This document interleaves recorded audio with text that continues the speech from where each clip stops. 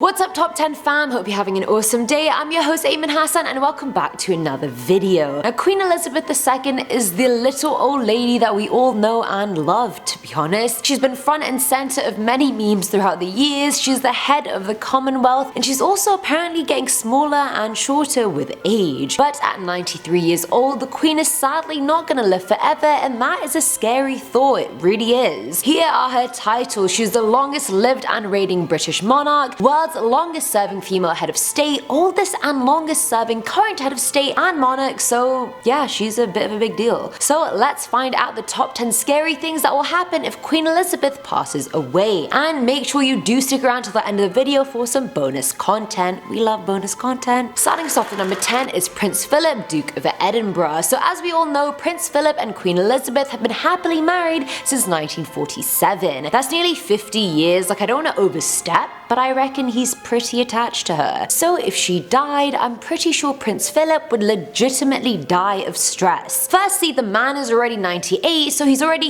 just teetering on the edge of expiration. So if you couple his age with losing the love of his life, that's just a very disastrous match, really. I feel like for the longevity of Prince Philip's life, Queen Elizabeth really just has to hang in there and keep it together, because losing her will be pretty bad for the public, but losing Philip too? Nah, can't even. We can't have that. Coming in at number 9 is mass hysteria. I don't think we quite realize how old the Queen is. Like, she lived through Hitler, the Cuban Missile Crisis, JFK, Nixon, basically everything, and she's still here. Most people have never even known life without the Queen and don't even know a world where she's not there, like me included. I can't even think of a world that she's not in. She's always been alive as long as I have. Honestly, the public will be an absolute mess. She is so loved, she's been alive for so bloody long that every single generation will feel it no matter how old you are. When Princess Diana and the Queen Mother died, the public reaction was unparalleled. When Princess Diana died, tens of thousands of people came to lay flowers at the palace, more than 1 million bouquets were left, and a memorial appeal raised £20 million.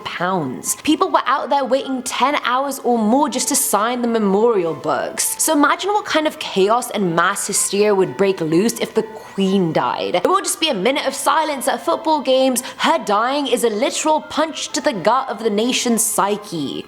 But I'm not an English teacher. She's the only British monarch to have celebrated her Sapphire Jubilee, which is 65 years on the throne. If she's alive for 3 more years, she'd make it to the Platinum Jubilee. It's not just a political figure dying, you guys, it's like someone close to you dying. We can't have it. We can't have it. She can't die. At number 8, we have George, Charlotte, and Louis. Yes, the 3 beautiful children of Prince William and Kate Middleton, who have also been the source of many internet memes throughout their short but very rich lives. Honestly, losing a great-grandparent is horrible for anyone, whether you were particularly close to them or not. When the Queen of England happens to be your great-grandma, things are a bit different, like she just raised the bar of great-grandmas quite high. Either way, we all know what grandmas do. They overfeed us, tell us stories from the day of yore that we pretend to be interested in, and interestingly, they always smell like baby powder. Is that just me? I just feel like they all do. The 3 have probably bonded with their royal great-grandma loads, which makes losing her awful. They'll most likely stop being overfed after her death, and so they'll no longer have those chubby cheeks, and since she herself is a cheeky bugger but the kids' own parents are quite serious, that cheekiness will also die along with her. So really, when she dies, the kids will just become skinny, boring royal kids that no one will be interested in. Filling our number 7 slot is Archie. We've done Prince Harry and Kate's kids, and now we move on to Archie Harrison Mountbatten Windsor, the son of Prince Harry and Hollywood royalty Meghan Markle. Now since Archie was only born a few months ago, he's currently a small potato that has absolutely no idea who he is,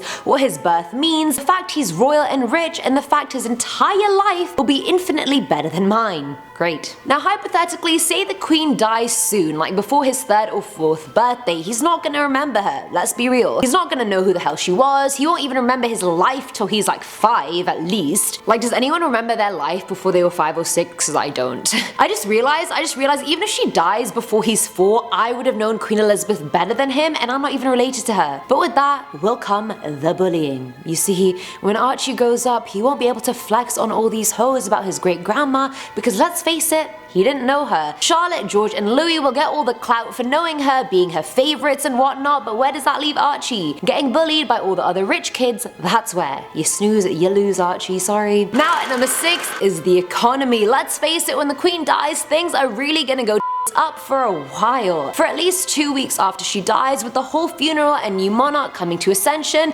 Britain will literally stop. They're estimated to lose billions in earnings because banks and the London Stock Exchange will close. The coronation and funeral will obviously become national holidays, which will lose Britain anywhere from 1.2 billion to 6 billion pounds. That is a lot of money, you guys, and since basically every shop will close down for at least a day or two, the country will actually just be at a standstill for a while, and that, in and of itself, is damn scary. Coming in at number 5 are memes. Honestly, some of the best memes I've seen on the internet right now are of Queen Elizabeth, like the one where she's sitting there in the pink looking all and like cute and small. That is for sure one of my favorites. Another one of her wearing that khaki bonnet over her headscarf and looking like she's having an absolute nightmare of a time. Have you seen that? I feel like everyone's seen that meme. It's so funny, and it's honestly just me 24/7. Like, that is my mood 24/7. Queen Elizabeth in that bonnet. Just not happy to be here. Just have to be here anyway. But my absolute favorite one is the one where she's got this like bougie white coat around her and she has the crown and a bunch of diamonds and she's just smiling into your soul like she's just eaten your whole family. Like, I didn't even know the Queen could look like a cannibal, but apparently she can in this photo. Also, I mean, God save the Queen, honestly, and save our meme game. At number 4 is the Commonwealth. Now, as the sovereign of all 16 Commonwealth realms, Queen Elizabeth II is essentially their head of state, even though they are all independent and have their own prime ministers and so forth. It's said that when the Queen dies, Prince Charles will take the throne and most likely reinforce his support to all the Commonwealth realms. Well, that's what he's expected to do, but what if he doesn't? What if he becomes power hungry because he's been waiting to be king for so long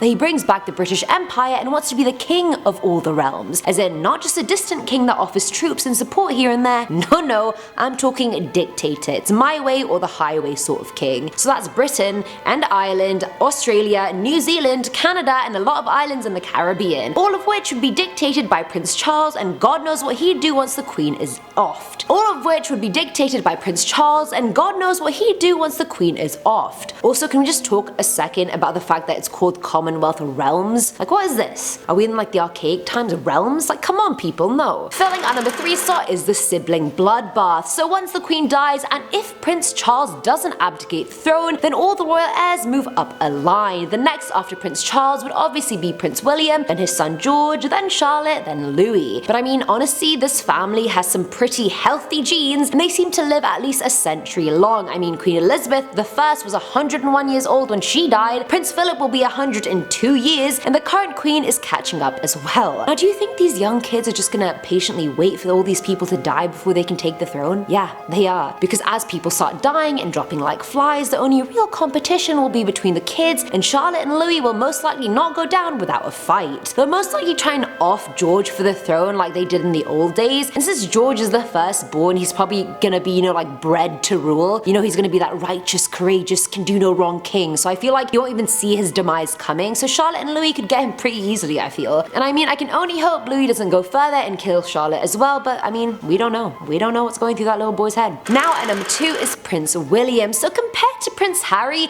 Prince William is more of a royal poster boy, let's say. Yeah, he had his fun wild days back in the day when he was in university and after when him and Kate would break up for a little while, but compared to Harry, it was pretty tame, so we just let it slide. But 6 months ago though, there were rumors that William cheated on Kate with their friend Rose, the Marchioness of Cholmondeley. Even Giles Corran, a well-connected member of the media who's been reporting on the royals for years, apparently confirmed he knew about the affair and that everyone did as well. On another boys' holiday skiing trip, William was photographed dancing with a woman that was clearly not Kate, since she was at the palace taking care of the kids. So hopefully the death of his grandma will jolt him back to reality and make him loyal. Men and loyalty? That's scary. I said what I said. And finally, at number 1 is the joke, and this one isn't as much scary as it is me hoping this will be true. Now, as I previously mentioned, this specific royal family really does live long. They have long lives, like century-long lives. And touch wood, I mean, I hope they continue to, but also please let me in on your secrets, like what the hell, I want to live that long too. But either way, I'm theorizing that when Queen Elizabeth dies, she won't actually die. She'll somehow be preserved or given some immortality elixir that will keep her going. Or get this, perhaps that's gonna be the time they finally tell us that Princess Diana hasn't really been dead this whole time, she's just been hiding with her lover and now she's back. No, not even just Diana, think even the Queen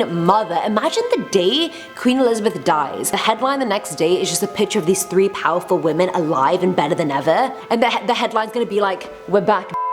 Scary, but I'd pay to see it. And that's it for today's video, guys. I hope I enlightened you guys on what could possibly happen in a fun way if the Queen died. Let me know your thoughts in the comments below. Long live the Queen, God save the Queen. I've been your host, Ayman Hassan, and I'll catch you next time. Bye.